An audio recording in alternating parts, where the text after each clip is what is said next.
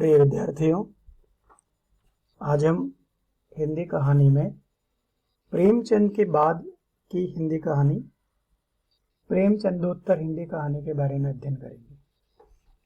प्रेमचंदोत्तर हिंदी कहानी का तात्पर्य प्रेमचंद की निधन उपरांत 1936 से 1947 तक के बीच की हिंदी कहानियों का काल है।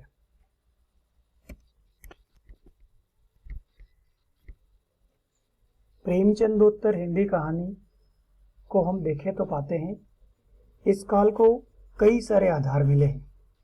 सबसे महत्वपूर्ण आधार मिला है वह है प्रेमचंद का, और सभी हम जानते हैं प्रेमचंद की कहानियों ने आधारशिला रखी यथार्थ चित्रण की, अर्थात समाज में जैसा देखा जैसा पाया उसी का यथार्थ चित्रण उस समय की कहानी में हमें दिखाई देता है।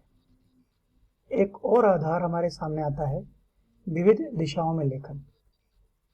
प्रेमचंद के पूर्व हिंदी कहानी एक ही दिशा में आगे बढ़ती हुई दिखाई देती है, लेकिन प्रेमचंदोत्तर काल के कहानीकारों के सामने कई तरह के रूपों, जीवन की कई दिशाओं में कहानी लेखन के विषय उभरे हैं। सबसे महत्वपूर्ण बात, कहानी इस समय के गद्य में प्रमुख केंद्रीय विधा बनी, जिसमें जीवन और जगत के विविध पक्षों की परिधि को समेटा गया, अर्थात जीवन और जगत के कई सारे अनछुए पहलू भी इन कहानियों में उभरे हैं। देखा जाए तो प्रेमचंदोत्तर हिंदी कहानी में प्रगतिवाद, प्रयोगवाद, मनोविश्लेषणवाद ये प्रमुख आधार भूमि के रूप में हमारे सामने उभरते हैं। प्रगतिवाद का तात्पर्य कार्ल मार्क्स के सिद्धांतों के आधार पर साहित्य का सृजन और साहित्य की समीक्षा, जिसके केंद्र में शोषक शोषित, शोषक के प्रति आक्रोश, शोषित के प्रति सहानुभूति, वर्ग संघर्ष इत्यादि संकल्पना हमारे सामने आती है।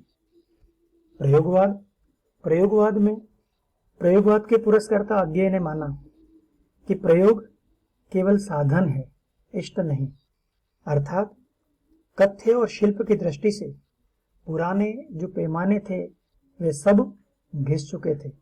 अब समय था शिल्पों में नए प्रयोग करने का। इसी प्रयोगवाद के अलावा मनोविश्लेषणवाद, अर्थात मन का विश्लेषण, अर्थात मन के भीतर की भावनाओं का विश्लेषण करने का जो विज्ञान है मनोविश्लेषणवाद, इसके आधार पर भी इन कहानियों को आधार मिला है। प्रेमचंदोत्तर हिंदी कहानीकारों में हम देखते हैं तो मुख्यतः यशपाल, भैरव प्रसाद गुप्त, जैनेन्द्र, इलाचंद जोशी, अज्ञेय, भगवती चरण वर्मा, उपेंद्रनाथ अश्क और अन्य कहानीकार हमारे सामने आते हैं। सबसे पहले हम देखते हैं यशपाल। यशपाल का जन्म 1903 में हुआ और इनका निधन 1976 में हुआ। यशपाल मूलतः मार्क्सवादी चेतना से अनुप्राणित यथार्थवादी कहानीकार है। ऐसा माना जाता है यशपाल कार्ल मार्क्स, रूसो एवं वोल्टेयर से बहुत प्रभावित है और इनके अधिकांश साहित्य का आधार मार्क्सवाद है। जैसा कि मैंने पहले बताया, शोषक और शोषित की संकल्पना, शोषकों के प्रति आक्रोश, शोषितों के प्रति सहानुभूति, वर्ग विहीन समाज की स्थापना और इससे जुड़े हुए समस्त मूल्यों के आधार पर साहित्य सृजन, ये मार्क्सवादी चेतना का आधार रहा है। यशपाल के साहित्य को देखते हैं, इनका मूल उद्देश्य सामाजिक वैषम्य को उजागर करना, समाज में जो समरसता होनी चाहिए जब वह नहीं दिख पड़ती, यत्र तत्र सर्वत्र सब जगह विषमता दिखाई देती है। जाति के आधार पर, धर्म के आधार पर, लिंग के आधार पर इस विषमता को उजागर करना यशपाल का उद्देश्य रहा है। इस प्रकार वर्ग संघर्ष, शोषण, सामाजिक और नैतिक रूढ़ियां जो समय में विद्यमान थी, उन पर आक्रोशपूर्ण दृष्टि से लेखन करना भी उनका प्रमुख उद्देश्य रहा है। यशपाल ने सामाजिक चेतना को ही चिंतन और अभिव्यक्ति का विषय बनाया है। यशपाल के साहित्य को हम देखें तो पाते हैं कि यशपाल ने मानव मात्र के धर्म, भाग्य और ईश्वर विश्वासों पर ही प्रश्न चिन्ह लगा दिए कि धर्म, भाग्य और ईश्वर केवल संकल्पनाएं मात्र हैं, इनसे व्यक्ति का कुछ कल्याण और भला नहीं होता। यशपाल के समग्र साहित्य का कीर्ति स्तंभ उनका उपन्यास झूठा सच है, जो 1947 के विभाजन की त्रासदी पर लिखा गया है। यशपाल ने समाज में फैली कुत्सित घृणित प्रवृत्ति को उजागर किया है और मानव मूल्यों की प्रतिष्ठा की है। उनकी प्रमुख चर्चित रचनाएं हैं पिंजड़े की उड़ान, सच बोलने की भूल, कर्मफल, फूल की चोरी आदि। बड़ा साहित्यकार वह माना जाता है जिसके बनाए मानदंडों और मूल्यों पर अन्य साहित्यकार भी आगे अनुगमन करते हैं। इस दृष्टि से पाते हैं कि यशपाल के चिंतन का अनुगमन बाद के रचनाकारों रांगे राघव, नागार्जुन, अमृत राय, मनमथ नाथ गुप्त आदि ने किया है। इस काल के और रचनाकार आते हैं जैनेन्द्र, जिनका जन्म 1905 और निधन 1989। जैनेन्द्र मनोविश्लेषणवादी रचनाकार माने जाते हैं। मनोविश्लेषण का तात्पर्य है मन का विश्लेषण, अर्थात बहुधा आज तक की कहानियों में ऐसा होता आया है, व्यक्ति के बाहर की घटनाओं को केंद्र में जरूर लिया गया, लेकिन व्यक्ति के मन के, उसके अंतस में क्या चल रहा है, उसको पहली बार उसके मन की पीड़ाओं को, मन की चिंतनाओं को, मन के विचारों को पहली बार जैनेन्द्र ने अभिव्यक्त करने की कोशिश की। ये व्यष्टिबोध के रचनाकार माने जाते हैं। वस्तुतः दो प्रकार की संकल्पनाएं सामने आती हैं, समष्टि और व्यष्टि। समष्टि का तात्पर्य समाज और व्यष्टि का तात्पर्य व्यक्ति। जैनेन्द्र के पूर्व हम साहित्य को देखें तो पाते हैं साहित्य के केंद्र में समाज रहा है, लेकिन जैनेन्द्र पहली बार व्यक्ति की महत्ता को स्थापित करते हुए उस व्यक्तिबोध और व्यष्टिबोध को सामने लाते हैं। जैनेन्द्र ने सामाजिक दुनिया से हटकर व्यक्ति मन की भीतरी गहराइयों को झांका है। उनकी कथाओं का केंद्र व्यक्ति की व्यथा और आत्मन पीड़ा है। उनकी प्रमुख चर्चित रचनाएं हैं फांसी, पाजेब, एक रात, वातायन, पत्नी आदि। मनोवैज्ञानिक चित्रण को स्वस्थ, स्वच्छ, विश्वसनीय और आत्मीय बनाने में जैनेन्द्र का बहुत बड़ा योगदान है। जैनेन्द्र हिंदी के पहले रचनाकार हैं जिनकी कहानी घटना वर्णन से बाहर निकलकर चरित्र के अंदर जा बैठती है।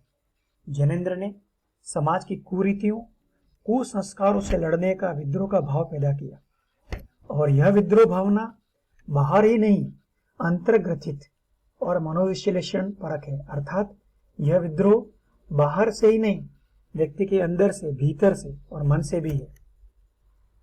अन्य प्रमुख रचनाकार आते हैं अज्ञेय, जिनका जन्म 1911 और निधन 1987।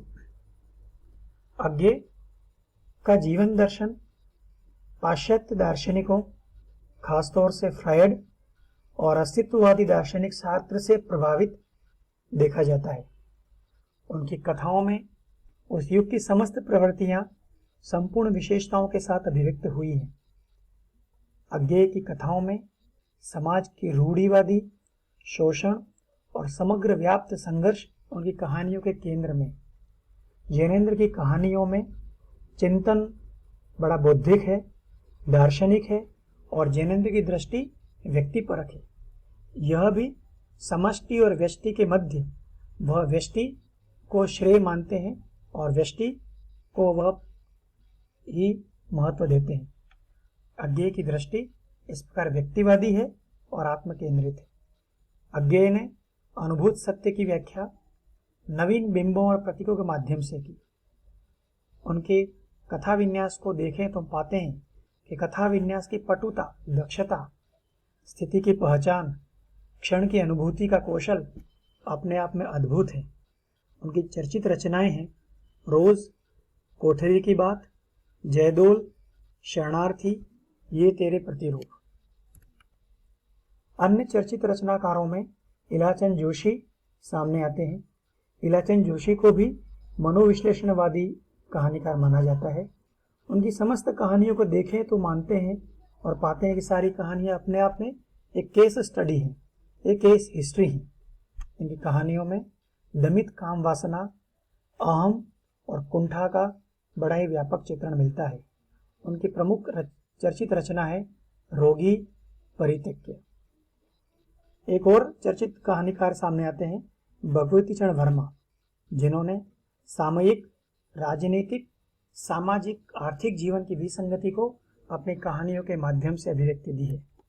उनकी चर्चित कहानियां हैं दो बांके, मुगलों ने सल्तनत बख्श दी। एक और कहानीकार सामने आते हैं उपेंद्रनाथ अश्क। इनकी कहानियों में सामाजिक यथार्थ की व्यंग्यपरक प्रस्तुति सामने आती है। इन्होंने निम्न मध्यम परिवारों के चित्रण द्वारा, पात्रों के वैविध्य द्वारा यथार्थ का मार्मिक विश्लेषण किया है। इनकी चर्चित रचनाएं हैं डाची, काले साहेब, जुदाई की शाम का संगीत आदि।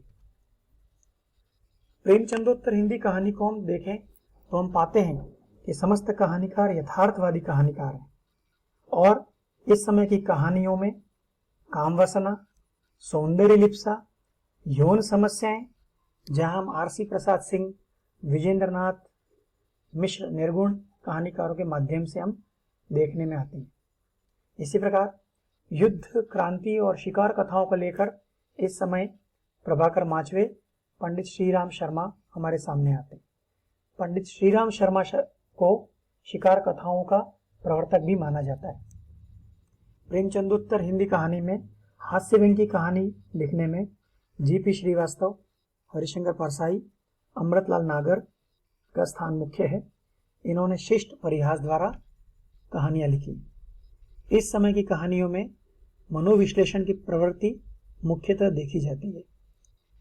इस काल में कहानी कला में, शिल्प में अभिवृद्धि और संशोधन और परिमार्जन देखा जाता है, जिन्होंने अपने युग के परिवेश को देखा और घटनाओं को विरलता के साथ पात्र चित्रण पर बल देते हुए कहानियां रची।